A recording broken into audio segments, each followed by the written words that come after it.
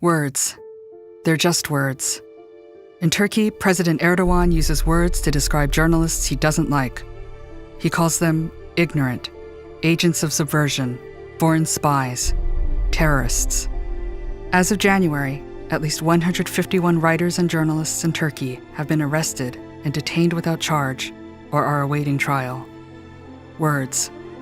In China, censors simply delete the ones they don't like. President Xi Jinping told writers and artists they should work toward promoting party ideology. Nobel laureate Liu Xiaobo penned 7 sentences and is serving 11 years in prison. Words. Iranian Shiva Nazar Ahari protested for human rights. Saudi Arabian Ashraf Fayyad wrote a book of poetry. Filmmaker Oleg Sentsov criticized the Russian government. They're still behind bars.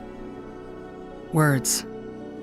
Asked how the government might handle journalists who do not stick to the official line, Thailand's Prime Minister, General Prayut Chan-o-cha, used these words. We'll probably just execute them.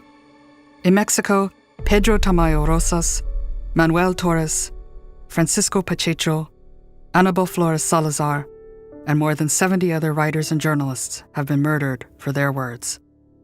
Words. They're just words, and ideas, and films, and songs, and stories, and research, and internet postings. And PEN's been advocating for them and their authors around the world for almost a century. In countries like Russia, Egypt, Colombia, Bangladesh, and Eritrea. Countries where words are not free, and free thinkers are in danger. So when the President of the United States calls journalists the enemy of the American people, or says a news organization is going to suffer the consequences, when he puts arts and humanities on the chopping block and denies the meaning of words, it reminds us of other words from other leaders, and leads us to raise the question, can it happen here? And raise the alarm, it can happen here.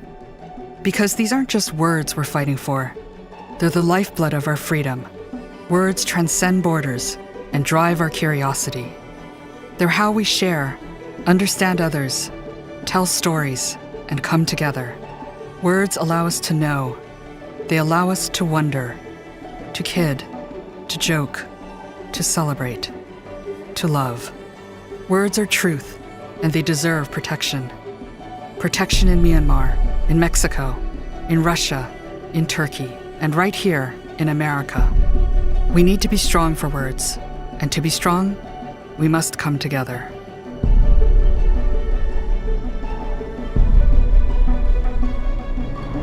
PEN America, louder together.